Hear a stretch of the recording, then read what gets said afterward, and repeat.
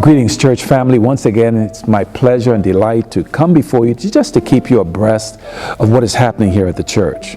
We just are so delighted that you have partnered with us to keep the ministries of the church operating. As we speak, we are serving our community. Last week we had over 700 families that were served. We are hoping this week, and for what I see currently going on, it looks as though we will certainly surpass what we did last week. So we're soliciting your continued prayers. Those of you who have been giving specifically to this ministry, we thank you for all that you're doing. We could not do it without your support and without your help. We also want the church family to know that the pastoral staff, along with some of our other leaders, are planning right now in terms of preparation for the reopening of the church, which is several weeks away. And I want to emphasize that we are several weeks away from doing that. But we can't wait until those days are right on us to begin planning. So we're looking at every aspect that will impact our members to convey to them that some thought, some plans has gone into the reopening of the church. So we have been speaking with our head deacon, our head usher. We're looking at how these functions that we have taken for granted, how will they look in the new environment and in what will be the new normal. So we're soliciting your prayers. We've asked our board members and our other leaders to send in any suggestions that they have, or even questions as to what is being done. Our hope is to have a town hall meeting with our church family sometime in the very near future, and that way you will have an opportunity to talk with us, to ask questions. It will be an opportunity for us to share with you information as to what has been going on behind the scenes. Just know that we are here working on your behalf to continue fostering the ministries of the church, and we are so delighted to be a part of what God is doing. We understand that for some of our families, this has been a very difficult time. Some have had loved ones to come down with the virus, but we are praying for you. We know that God is able and God is available. We've had other members who have gone into the hospital for surgeries and other medical procedures. Our prayers are going up for them. We are keeping in touch.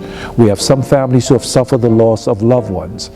All of this is coming at a time when there are all kinds of added stresses that families are dealing with. We know that our young people are at home. Some of them are having cabin fever. We are also planning a town hall on Instagram with all of our young people, and that should be happening within the next couple of weeks. So we're doing what we can to continue the dialogue, to let the church family know that we're here to serve, and we are thankful that God has been good to us. He's kept us healthy thus far. We're praying that God will continue to bless us. We're taking every precaution as it relates to social distancing and wearing our masks. Mine is right there in the office. We have it on hand. And so we want you to know that we are doing all we can to not only share, but to model best practices as it relates to making sure that we all remain healthy. We also are soliciting your continued prayers for our conference leadership, that God will bless them and guide them in terms of what they need to do by way of support of the local churches during this pandemic. God, again, is in control. There's no question about it. But God has also enabled us and empowered us to make decisions that are consistent with best practices, and we are doing that. In preparation for the reopening in a few weeks, we're looking at sanitary stations that we already have some in place, I've been assured, but we are also taking some extra steps to make sure that what happens here at church when we reopen will be in the best interest of all our worshipers.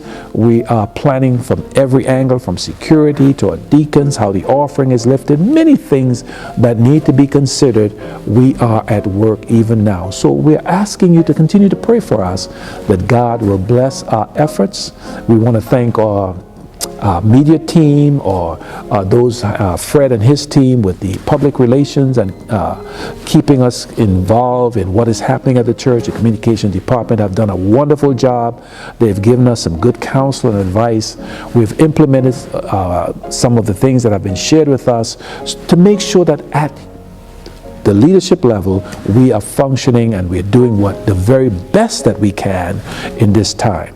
Prayer meetings are going forth. Tonight again we have another live program, so we want to encourage you to tune in at 7, between 7 and 8. And then we're looking forward to being back here on Sabbath morning for another wonderful Berean Spirit-filled worship experience. Keep us in prayer. Let God continue to guide and direct you. Be safe.